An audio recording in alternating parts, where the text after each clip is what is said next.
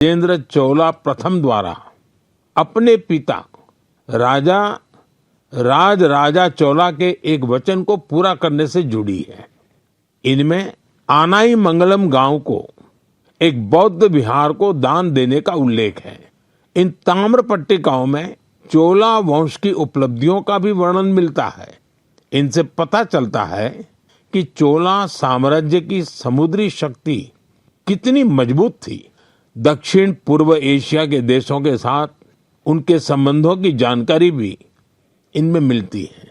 चोला साम्राज्य के समृद्ध इतिहास और संस्कृति पर हम सभी को बहुत गर्व है।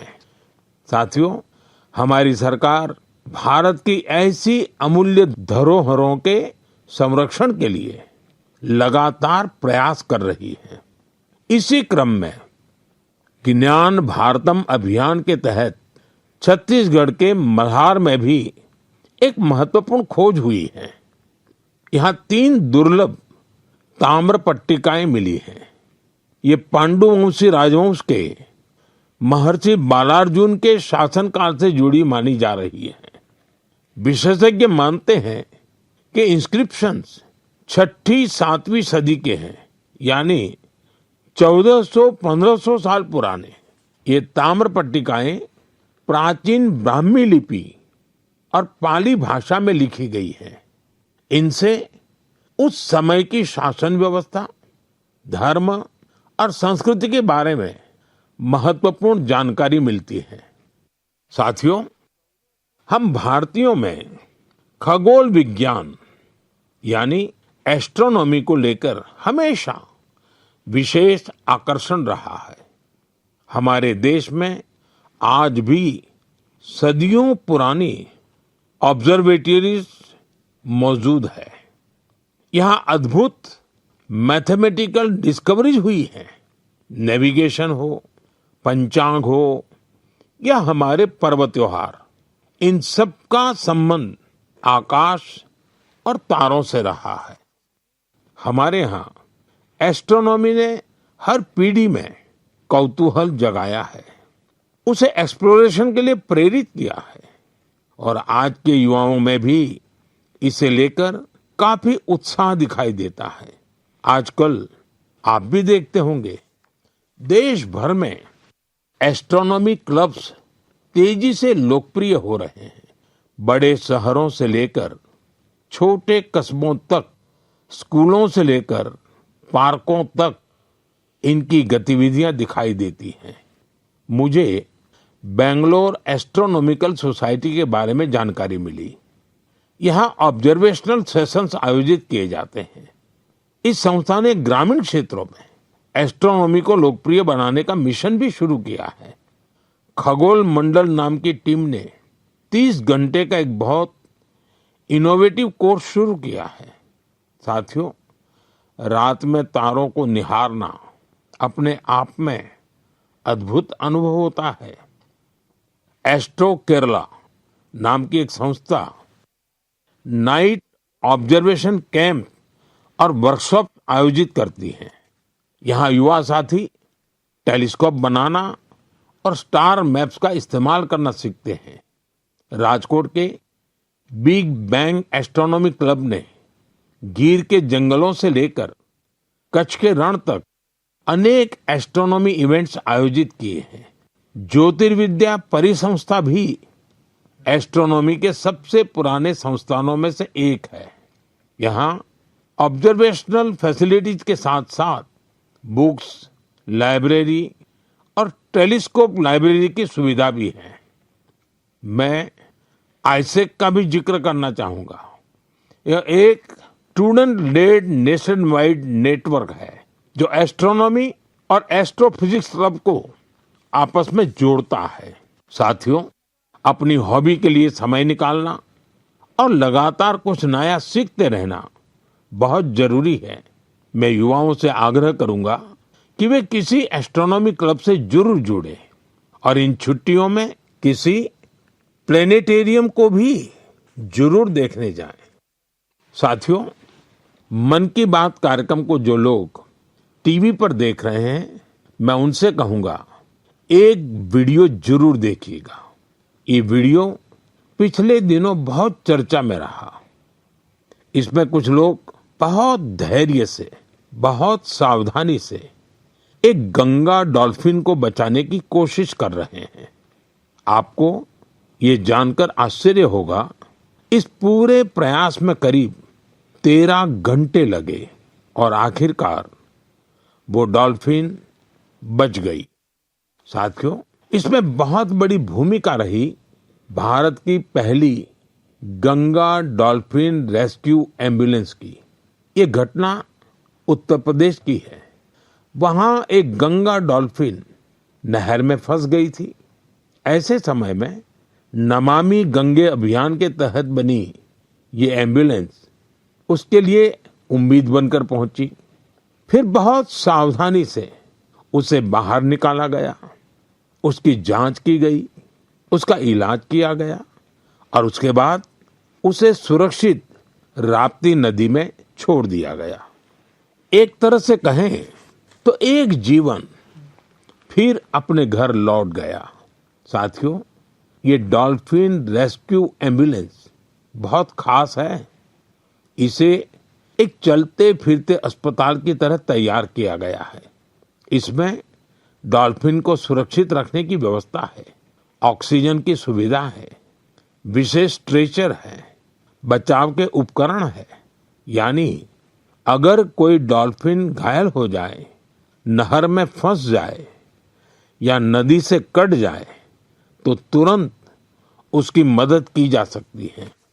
साथियों, जब हम गंगा डॉल्फिन को बचाते हैं तो हम सिर्फ एक प्रजाति को नहीं बचाते, हम गंगा की जैव विविधता को बचाते हैं, नदी के पूरे जीवन तंत्र को बचाते हैं और अपनी आने वाली पीढ़ियों के लिए प्रकृति की एक अमूल्य धरोहर भी बचाते हैं। मेरे प्यारे देशवासियों, आप में से बहुत लोगों की नदी, तालाब और कुएं के पानी से जुड़ी यादें जरूर होगी। किसी को तालाब में तैरना याद होगा, किसी को दोस्तों के साथ तालाब किनारे खेलना, किसी को उस मिट्टी की खुशबू याद होगी। बचपन की ऐसी यादें जीवन भर मन में बसी रहती हैं। साथियों, ऐसी ही यादों को बचाने की एक प्रेरक गाथा उत्तर प्रदेश के बस्ती जिले से सामने आई है। बस्ती के आकाश गुप्ता अपने गांव की मनोरमा नदी को देखकर बहुत दुखी होते थे, क्योंकि जिस नदी को उन्होंने बचपन में साफ और जीवन देखा था, समय के साथ उस नदी में प्लास्टिक जमा होने लगा था, गंदगी बढ़ती चली जा रही थी। श्रीमान आकाश ने तय किया कि शिकायत नहीं करेंगे, एक नई शुरुआत करेंगे। शिकायत नहीं, शुरुआत मंत्र बन गया। उन्होंने अपने दोस्तों को साथ लिया। सिर्फ जाल था, फावड़ा था, टोकरी थी और सबसे बड़ी ताकत थी कुछ बदलने का संकल्प। ये युवा नदी में उतरते थे, जलकुंभ भी निकालते थे, प्लास्टिक और कचरा बाहर लाते थे। कई बार एक दिन में 50-60 किलो तक कचरा नदी से निकाला गया। धीरे धीरे मनोरमा नदी का वह हिस्सा फिर से साफ दिखने लगा। आसपास के लोगों का ध्यान भी इस काम की तरफ गया। लोगों में स्वच्छता को लेकर जागरूकता बढ़ी। साथियों, ऐसी ही एक प्रेरक कहानी गोवा से भी सामने आई है। गोवा के बाल कृष्ण अय्या जी रिटायर्ड टीचर हैं, लेकिन समाज के लिए काम करने का उनका उत्साह आज भी वैसा ही है। उन्हें मड्डी तोलाब इलाके में पानी की समस्या बहुत परेशान करती थी। उन्होंने भी समाधान के लिए काम शुरू किया। बालकृष्ण जी ने पाइपलाइन बिछाने के काम में महत्वपूर्ण भूमिका निभाई। इससे कई घरों तक पानी पहुंचा। जिन परिवारों को पानी के लिए रोज संघर्ष करना पड़ता था, उनके लिए यह बहुत बड़ी राहत बनी। साथियों, पिछले महीने मुझे एक बहुत अच्छा अनुभव हुआ। इसका संबंध मन की बात से भी जुड़ा है, इसलिए आज मैं इसकी चर्चा आपसे करना चाहता हूँ। तमिलनाडु के नागरकोइल में मेरी मुलाकात एक टीचर से हुई। करीब 3 दशक पहले भी मैं उनसे मिला था। मैं बात कर रहा हूँ गिरिजा अम्मा जी की। इस मुलाकात के दौरान कुछ युवा स्टूडेंट्स भी उनके साथ थे। साथियों, गिरिजा अम्मा जी करीब 15 स्कूल चलाती हैं। इनमें चेन्नई का जय गोपाल गरोडिया हिंदू विद्यालय बहुत प्रमुख है। उनकी देशभक्ति की भावना हर भारतवासी को प्रेरित करने वाली है। उन्होंने मन की बात से प्रेरणा लेकर देश के अनेक सैनिकों के लिए योगदान का संकल्प लिया। इसके लिए उन्होंने अपने सभी स्कूलों के स्टूडेंट्स को प्रेरित किया। उन्होंने बच्चों से कहा कि वे वीर जवानों के लिए हर दिन 1 रुपया योगदान दें। यानी एक साल में हर स्टूडेंट की ओर से 365 रुपये जमा हुए। इस छोटे छोटे योगदान से करीब 40 लाख रुपए इकट्ठा हुए। गिरिजा अम्मा जी ने इस पूरी राशि का चेक मुझे सौंपा। उनसे बातचीत के दौरान मैंने महसूस किया कि माँ भारती के प्रति उनका समर्पण कितना गहरा है। पिछले वर्ष ही चेन्नई के पहले हिंदू विद्यालय ने अपने 50 वर्ष पूरे किए हैं। देश की शिक्षा और सांस्कृतिक गौरव को आगे बढ़ाने में स्कूल नेटवर्क की भूमिका बहुत प्रशंसनीय है। मैं इससे जुड़े सभी लोगों को बहुत बहुत बधाई देता हूँ और उन स्टूडेंट्स की भी विशेष सराहना करता हूँ जिन्होंने अपने वीर सैनिकों के लिए योगदान दिया। साथियों, भारत के हर गांव में, हर शहर में कुछ न कुछ ऐसा हो रहा है जो हमें प्रेरणा देता है। कई बार इन प्रयासों की ज्यादा चर्चा नहीं होती, लेकिन जब हम इन्हें जानते हैं तो ये विश्वास और मजबूत होता है कि देश अपने लोगों की शक्ति से आगे बढ़ रहा है। मेरा आपसे आग्रह है, अपने आसपास के ऐसे प्रयासों को जरूर देखिए।